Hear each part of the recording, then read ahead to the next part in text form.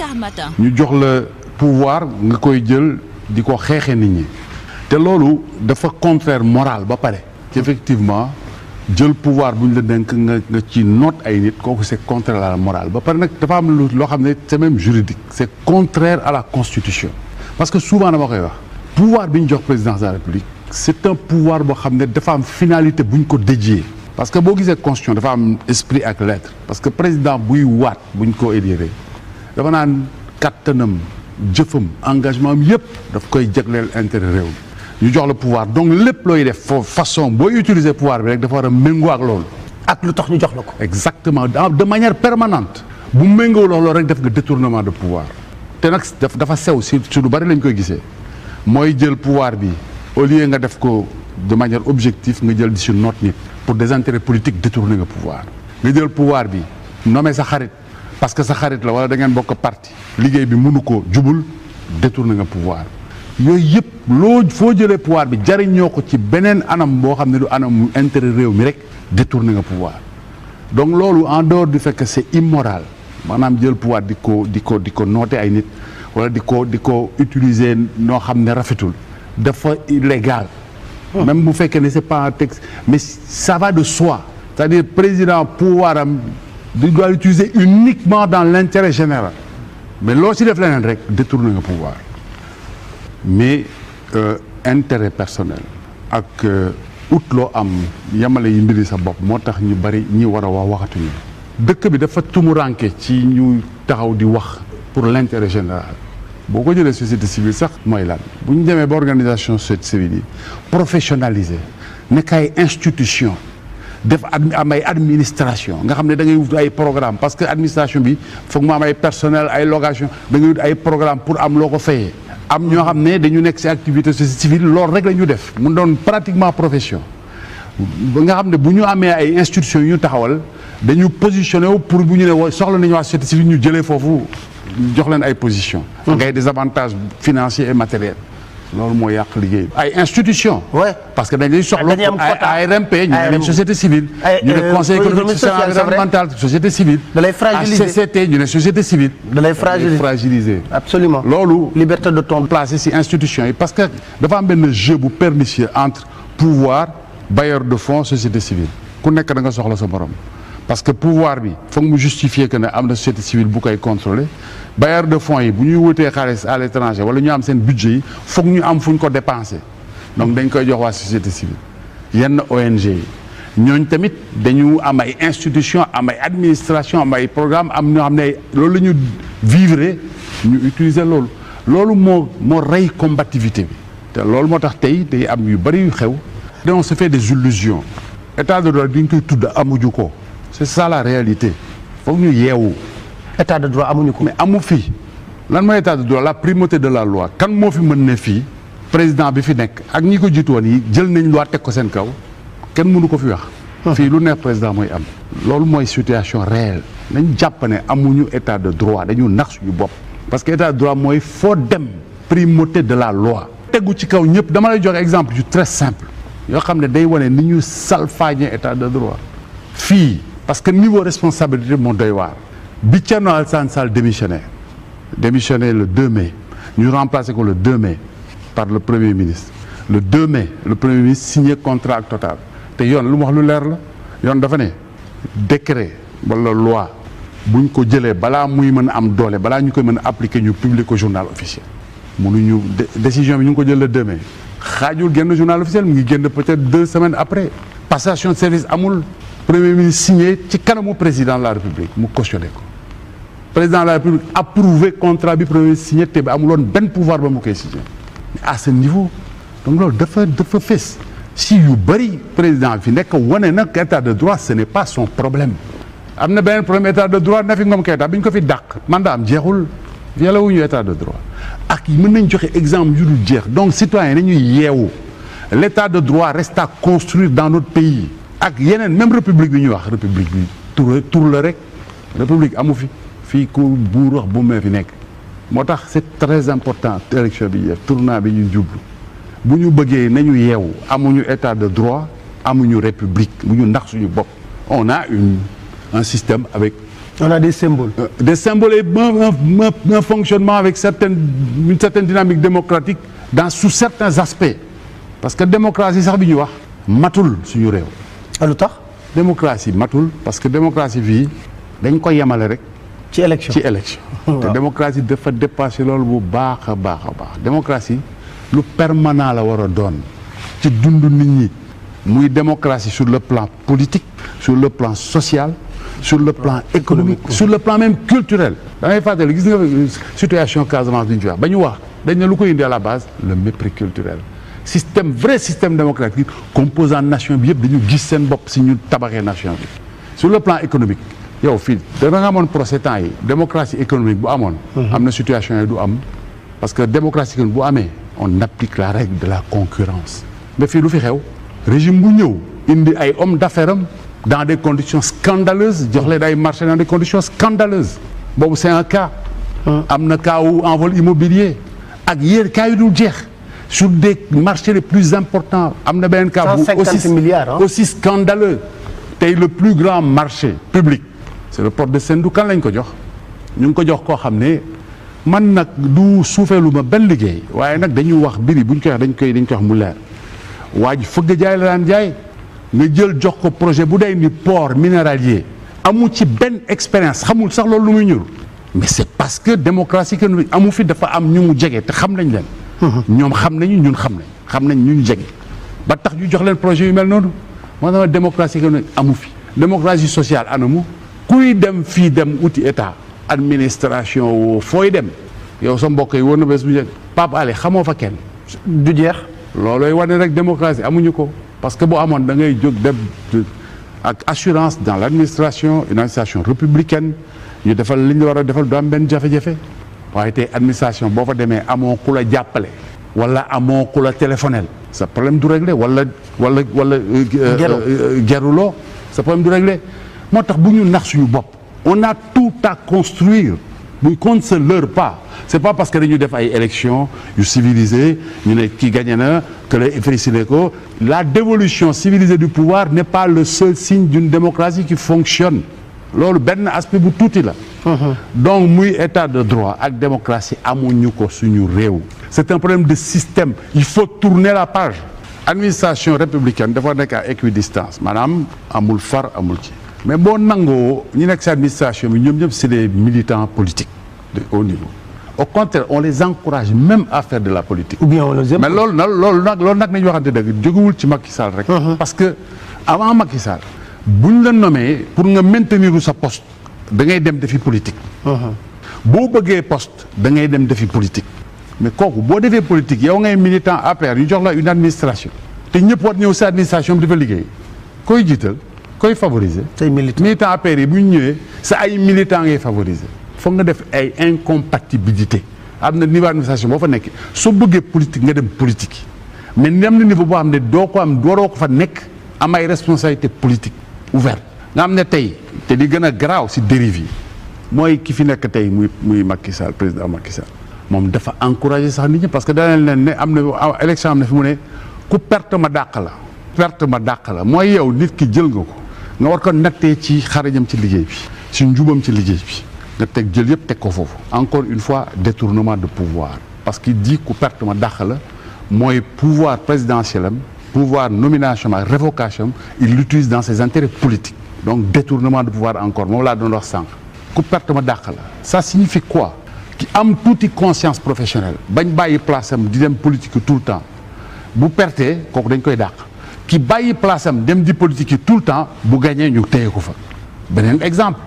violation état de droit détournement de pouvoir beneen violation état de droit yoon moo ne at bu nekk inspection générale d'État dafa war a produire rapport OFNAC dafa war a produire rapport violation état de droit la parce que génn loi bi publier rapport yi dafa am finalité c'est l'information de l'opinion c'est un droit c'est-à-dire institutions yi dañ leen di fay suñu budget suñu alal la loi leur fait obligation bu ñu nekkee état de droit c'est la primauté de la loi mais rapport yi lu tax génnoon parce que président sawaru si parce que ñoom dafa mel na li ñuy wax coutume républicaine bu ñu jéem a respecté mooy balaa ñu koy publier foog ñu jébbal ko président bu ñu ko jébbal jox ko publier mais bu si sawarul ñoom nañu respecter état de droit parce que droit bi loi bi ñoom la ko sas ñii fi nekk muy inspection générale d'État fu nekk ils doivent faire leur devoir état bi loi bi moo leen sas loolu seen ndodd la gàllu loolu mu neex président mu naqari président jotewul ak président bu leen bëggul recevoir pour ñu présenter rapport yi nañu jël seen responsabilité respecter loi bi moo ëpp doole def lu neex président donc tu as situation bi xam nga bu ñu demee ba niveau institutionnel yu mel noonu respecté wuñ fa loi fu ñu jëm comment on peut parler de l'état de droit ñi nga xam ne ñoom ils doivent être les garants quelque part de l'état de droit parce que inspection d'État buy vérifier day dem contrôler sur la base de la loi suñu président bi fi nekk yoonam nekkul ci état de droit et ce n'est pas un démocrate bu ñu xamee loolu on a toutes les explications man loolu lu wér la te fee yi wax yëpp moo koy wane aussi benn cawarte pour respecter loolu et c'est très grave te xam nga loolu indi yi ñu dund yëpp yaa ma neex def lu la neex leneen li koy wane détournement encore de pouvoir nga jël sa militant teg ko mooy directeur Soleil jël sa militant mooy directeur RTS la cerise sur le gâteau nga jël koo xam ne ñëpp dañu xam jébbaloom ci pouvoir yi fi nekk muy Abdou Diouf muy Abdoulaye Wade ak Macky Sall bi nga jël def ko président d'une institution de régulation Babacar Diagne je suis désolé moi j'ai rien contre Babacar Diagne mais amul profil nekk dans président d'une structure de régulation parce que lui n'a jamais fonctionné comme ça moom dafa mës a jébbalu ñu fi nekk tëdd lu neex pouvoir bi lay defar mais kooku naka la mën a nekkee ko équitable donc gis nga yooyu yëpp moo lay yee Sénégalais yi ci situation yi ay questions fondamentales ñooy posé wu c'est le système faut pas bu ñu nax suñu bopp gis nga système bi ni muy fonctionner boo yénnee Samba indi Demba bu ñëwee di refera la même chose bu ñëwee oo ay xaritam teg leen ci wetam seetul mën nañu mënuñu jub nañ jubuñu c'est ces militants teg ci wetam uti ay opérateur économique am uti ay def lu ko neex système bi dañ ko war a changer bu ñu defee refondation tëggaat mbir yi ba mu ci nekk ci yeneen anam ba nga xam ne président na mënu ko def bu ñu ne systématiser nañu appel à candidature poste bu amul militant amul recommandation sëriñ bi amul dara dañu def cahier des charges nekk voilà poste diw am na lii lañ ci laaj tel diplôme tel expérience tel jaar-jaar ngay Sénégal bu dëkk Sénégal wala Sénégal bu nekk extérieur ñu def ko public ñu def benn appel public ñëpp mën a soumissionner mu am chaque année état bi sélectionné benn cabinet de chasseurs de tête par appel d'offre aussi ñu jël jébbal ko dossier yi mu seet ci seen xam-xam bi mën-mën bi vérifier diplôme yi bu ñu paree ñu jébbal ko def enquête d'intégrité seen ndax nit ki jub na wala jubul bu ñu paree jël ci ñett wala juróom jébbal ko président te du mën a génn foofu si ñooñ lay tànn par force xam nga loolu boo ko defee yu bëri changé amatul politique amatul kii mën-mën rek mën-mën ak njub mooy les critères da ngay mën jub ñu jox la place bi aajuwul président la daan militaire dama koy supporter tuma ko yooyu la ñu war a génn changer système xam nga lii foog mu am renonciation du président benn prérogative bu am solo mooy son pouvoir de nomination à tous les postes civils et militaires président nangu ne dina ko wàññi ba dañuy exiger du ku ko neex mu tabb dañu def appel à candidature moom si ñuy génn ci appel à candidature yi il est obligé choisir si biir ñooñu loolu wàññi nga doole parce que président tey mais pratiquement tout son temps si affaire du pouvoir de nomination la koy pouvoir doole président yëpp ak li ñu koy ñi koy wuti yëpp 90% affaire nomination te bu bëggee liggéey sax président bu bëgg a liggéey da ngay teggeeku loolu da ngay am temps bu doy boo liggéey kenn dootu la solal ku ñëw nga ne ko da dem soumission ñu def ko nekk ci biir loi bi nga xam ne c'est pas un choix loolu wàññi nga pouvoir président lu bari équilibrer la pouvoir yi parce que wàññi pouvoir président bi mooy laal na affaire conseil supérieur de la magistrature laal na la relation de l'exécutif avec l'Assemblée nationale Sénégal ku soxla projet fi ngay ñëw gars yi dañu tooñ sax suñu mbokk yi yeneen dëkk yi demal Sénégal loo soxla mu nga fa ñoo dàq wax ñoo dàq séminaire fi waaye duñ jëf bu fekkee ne nit ñi la ñu wax ak la ñu jëf bu ñu nekkee ci ay opposition yëpp mooy àgg ci position wu pouvoir jouir du pouvoir xam nga booy àtte nit da nga koy àtte ci objectif réel ñun ñëpp xam nañ ne depuis que politique am ci réew mi politique yoonu am alal la yoonu am pouvoir la yoonu am ay prérogatives loolu ñëpp jàpp nañ ko ba ñun sax dañ ko nangul nit ñi ce qui est anormal société bi dafa war a changer mentalité bañ a nangul loolu nit ñi bañ a nangu ne dem pouvoir pour am alal la mais ñun def dañ ko nangu nañ nit ñëw dugg ci pouvoir musul am liggéey xëy ñu ne la moom ñaari immeuble yi ñun ñoo ko nangu loolu dañ ko warul nangu ñu ne pouvoir du pour dem uti alal ku bëgg alal demal nga liggéey pouvoir jaamu réew mi la loolu paradigme boobu tant que changé wuñ ko lii day am ku ñëw nax nit ñi parce que naxaate bi lu koy indi mooy foog nga wax lu neex si nopp nit ñi pour ñu élire la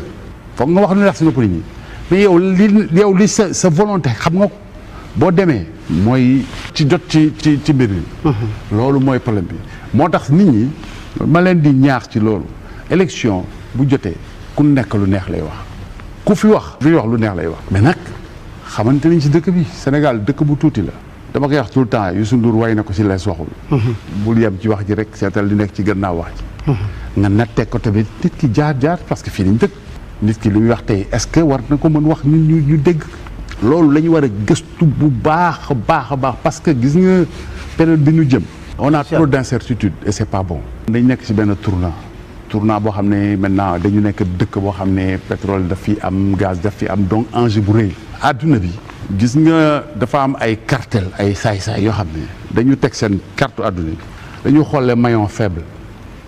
mooy dëkk yi nga xam ne ñi ko jiitu duñu jubu ñun mën nañ leen guerre ñu ne fa cëpp jënd président yi jënd ministre yi jënd justice bi jënd force de la sécurité dem toog seen hôtel yow nga defee ne sa président booy décidé wul dara tournant boobu foofu lañu nekk te niveau ñun waruñu dem ci circonstances yooyu avec de l'incertitude faut que ñu dem dans sur des bases très claires avec des institutions yu wér yoo xam ne dinañu sàmmal loolu surtout par rapport ak ñi fi nekk perspective yëpp mooy seen xel mënul jàpp beneen pouvoir ne fii pour gérer affaire ressources pétrolières moo tax jeunes yi surtout lay waxal parce que gis nga affaire boobu ça interpelle beaucoup les jeunes parce que jeunes yi man quelquefois da ngay xaw a découragé ba ñu ne non ils sont tous pareils ça m'intéresse pas tournant bi ñoom la gën a concerné parce que bu ñu exploiter ressources yi nañ ko war a exploiter mu jaar ci anam yu wér tegu si loxo yu set ñoom la yàlla xéwalee seen problème mën na fa jaar régler abadan nag bu fekkee ne nag jaarul foofu tegu ci loxo yu setul loxo yu jubul ñoom nag seen affaire mën na yàqu ba pare dëkk bi nekk situation wu danger parce que gis nañ ko tous les pays yi nekk des maillons faibles yoo xam ne dañu am ressources y a des crises te tamit ñi fi nekk am na lu ñu wan manduwuñ ci mbir bi non manduwuñu bu ñu mandu woon kon loxo rakku njiitu réew mi du ci dugg wan nañ ñu déjà ay orientation ci mbir moomu conditions yi nga xam ne signé ngeen kenn contrat yi wan nañu tamit seen orientation ci mbir moomu donc population yi nañu yeewu parce que wax nañ ko lu cin bu nar a neex bu baaxee xeeñ te am na lu mu xeeñ tey nii moom li mu xeeñ neexul kon Sénégalais yi nañ ci yeewu bu baax a baax seen intérêt bopp la nañuy si yeewoo noonu nañu bàyyi délégué affaire yi seen intérêt nañ jàpp ne bu ñu exprimer wu ci vote seen intérêt la ñu gérer donc nañu seet par rapport à propositions yi ak ñi fi taxaw kan lañu yaakaar ne mën na leen gérer seen intérêt en tant que citoyen et l'intérêt général du pays c'est ça qui est en jeu yaay président kenn mënu ci dara au bout du compte de toute façon yaay décidé mais quel est le problème yow Pape Alé wóor la ne ci telle chose xam na ko mën na la xalaatal te yaay président koo oo mu ñëw waa opposition bi koo oo mu ñëw soxluwul sax def publicité daana nanga waaw man de telle question yi dama bëggoon nga wax sa xalaat Pape Alé pare même bu dul sax nekk dans le giron politique parce que xam nañ ne Pape Alé sur telle question ñëpp d'accord nañu moom moo ko gën a xam ñëpp waxala moom ba pare nga décider booy def noonu nit ñi xam ne vraiment yow ku ubbeeku nga yaa ngi déglu nit ñi mais bés boo ne concertation mais soxluwul sax publicité bu koo ni ñëwal mu ñëw waaye su fekkee ne yow da ngay toog bu problème amee nit ñi ñëw sàkku dara nga ne maa bañ ñëw def ma tey teg ko imposer ko nit ñi waxuma sax homme politique yi kilifa diine yeex kilifa aada yi problème am ñu la may ñu li nga ne maa lànk kaare beneen problème nga xëy na gars yi kaay leen mais nag nit ñi ñàkkuñu fula nag ki yor pouvoir bi mu war a créer condition wu kóolute ba bu wootee ñu mën a wuyu waaye bu fekkee ne yow créé condition kóolute lu la neex ngay def bu la neexee sax nga jàpp nit ñi dóor bu ñu la ñaanee nga bañ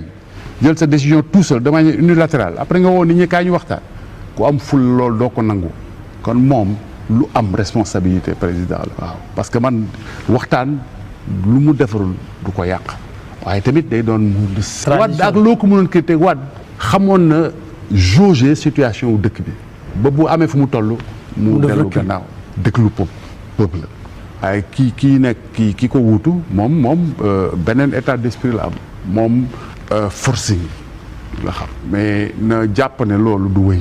bu ko loolu jey ba mu yaakaar ne loolu dina wéy à force de tirer parce que la corde elle finit par se casser donc loolu na ci bàyyi xel bu baax nañ dem rek parce que